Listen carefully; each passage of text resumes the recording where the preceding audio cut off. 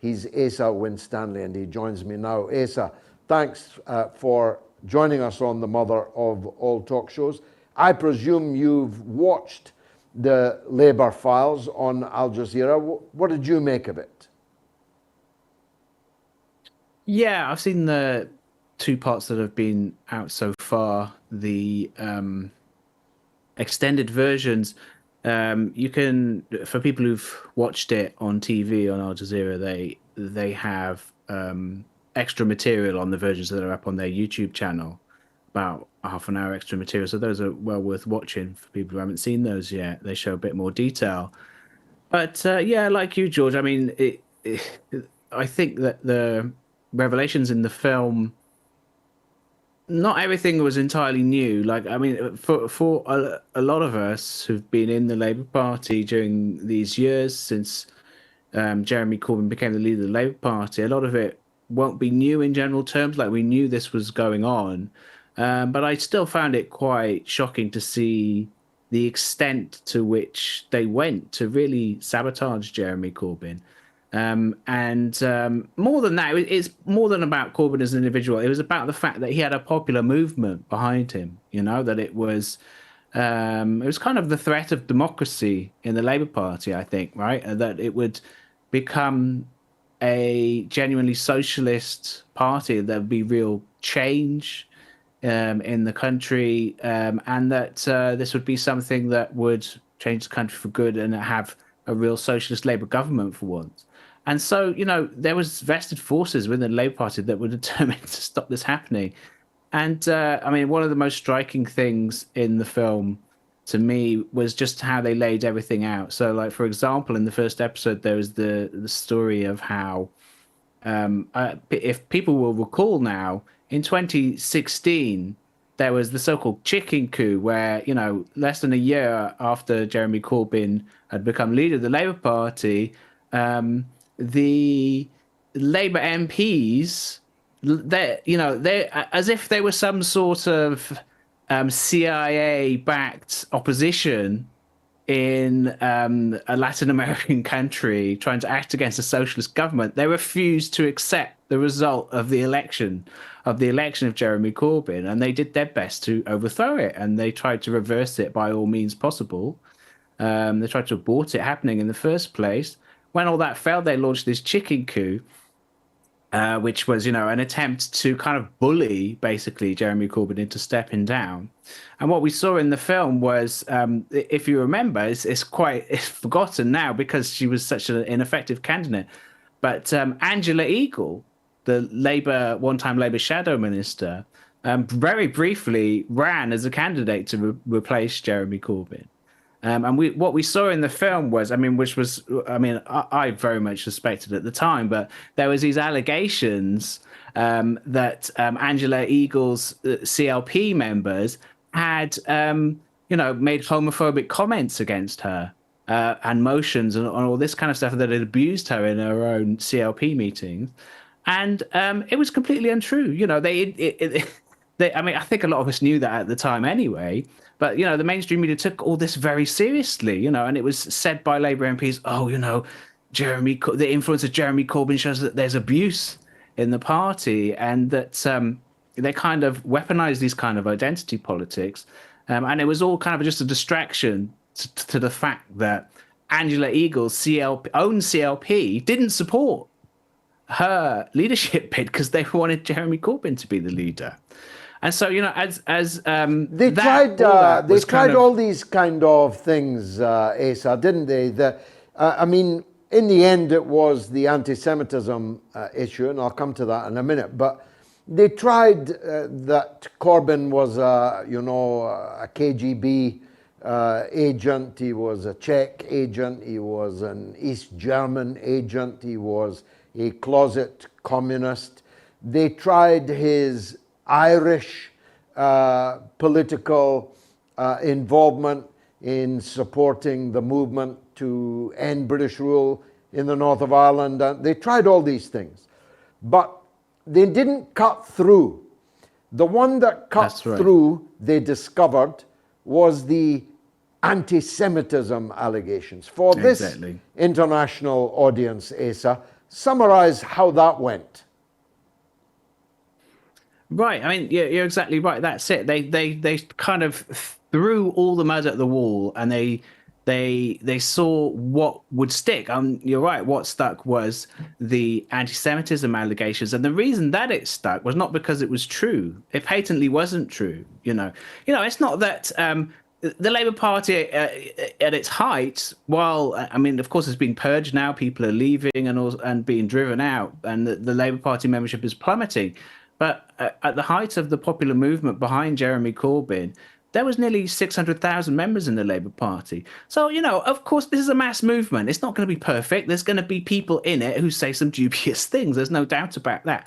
But by and large, right, the idea that there was this left-wing anti-Semitism problem in the Labour Party was just a total fabrication. There was no evidence for it whatsoever, outside of a few isolated cases here and there. But all of these... There was ever since Jeremy Corbyn, even before he won the leadership, when he was, running to be the leader of the Labour Party, there was a manufactured campaign of anti-Semitism allegations against him.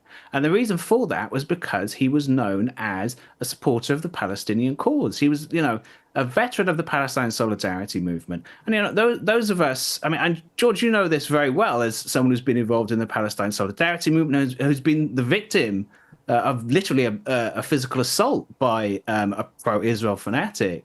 You know the extreme lengths that they go to, and the smears that they carry out against anybody really who's a supporter of the Palestinian cause. And so they really hammered down on this, and it was adopted. And of course, all these pro-Israel forces were inside the Labour Party. Pro-Israel lobby groups were actually affiliates to the Labour Party, mainly the Jewish Labour Movement, which has close ties to the Israeli embassy, as well as Labour Friends of Israel.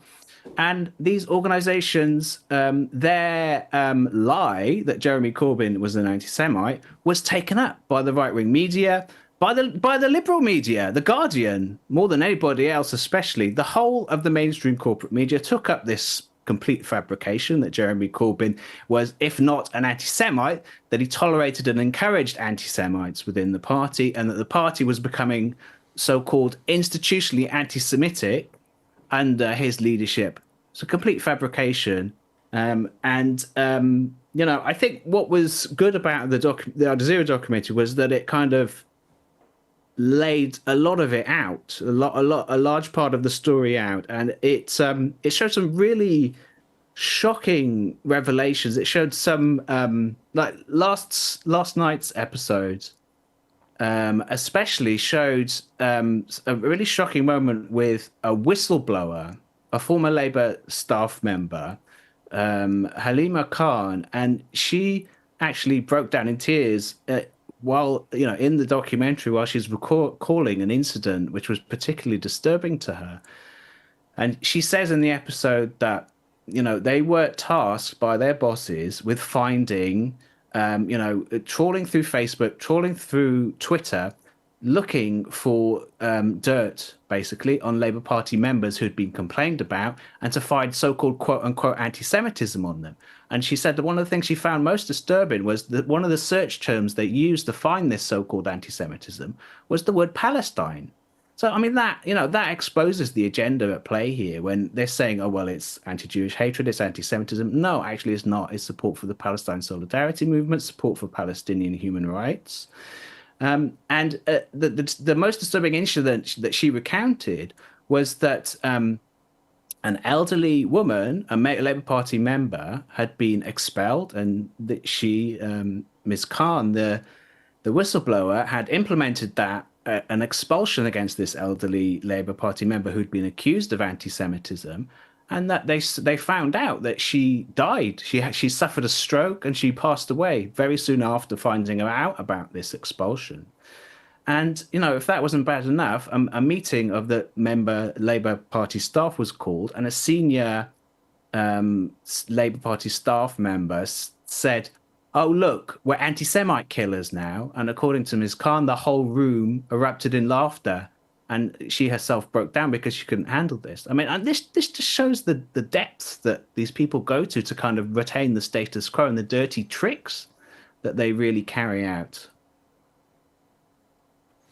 It's a level of corruption which will chill the blood of everyone that watches it. The problem is most people will not watch it. And for you and I, as veteran campaigners for Palestine, we have to face the unpalatable fact that the one thing that did stick was the conflation of support for Palestine with anti-Semitism, the conflation of support for Israel with the opposite of anti-Semitism. What can we do about that? Yeah, it's a good question, George. I mean, I think that the major mistake that Jeremy Corbyn made was, in Chris Williams's was to be too apologetic, was to say, he kept condemning anti-Semitism. Fine, of course we all condemn anti-Semitism, but if that's your only response to false, exaggerated, and fabricated allegations of anti-Semitism, if that's your only response is to condemn anti-Semitism, then a certain number of people, and I'm not talking about the Zionist fanatics, basically the extremists who are always going to make these kind of fake allegations anyway, but the people in the middle who don't really quite understand what's going on here, some of those people will start to think, well, there's no smoke without fire. If all you're saying is anti-Semitism, we condemn anti-Semitism, we condemn anti-Semitism, then people are going to think, well, what's going on here? And they start to get suspicious. What you have to do is push back. And unfortunately, that's something that Jeremy Corbyn never did on this issue. Like you said earlier, they tried all this other stuff. The stuff about being a Czech spy, for example. In that case, Jeremy Corbyn did fight back. He got his lawyers and he sued the Conservative MP. I forget his name now, but he successfully sued that MP for libel. And he won, and the proceeds were donated to charity, and it made an example of him. So they wouldn't try this particular lie again. Unfortunately, there was no fighting back on the issue of anti-Semitism. He should have come out very clearly and said, "This is a lie. This is a deliberate smear because I'm a Palestine solidarity activist." There was a few things here and there when Benjamin Netanyahu tweeted against Jeremy Corbyn in 2018, Corbyn did put out a tweet that said, this is what he's saying about me is untrue. But there should have been a lot more of that, really. There should have been... from the first day, from the first day it should have been said, we do not accept that criticism of Israel and that supporting the Palestinians equals anti-Semitism. And that's our position. That's what we stand for. And we will not go on answering daily this false conflation of these two issues. He had plenty of Jewish supporters in the Labour Party, many of whom are being rooted out now. Keir Starmer's just suspended the one Jewish member of the national executive of the Labour Party. That's right. You couldn't make this up. Yeah. I mean, Keir Starmer seems to be expelling Jews under the Labour Party in a way that Jeremy Corbyn would never have done. Because these are left-wing Jews. These are anti-Zionist Jews. These are Jews that support Palestinian human rights. These are people that Keir Starmer does not want in the Labour Party. Who'd want to be in Keir Starmer's Labour Party is a big question, but not for tonight. Thanks very much indeed for talking us through the Al Jazeera investigations. Much obliged to you.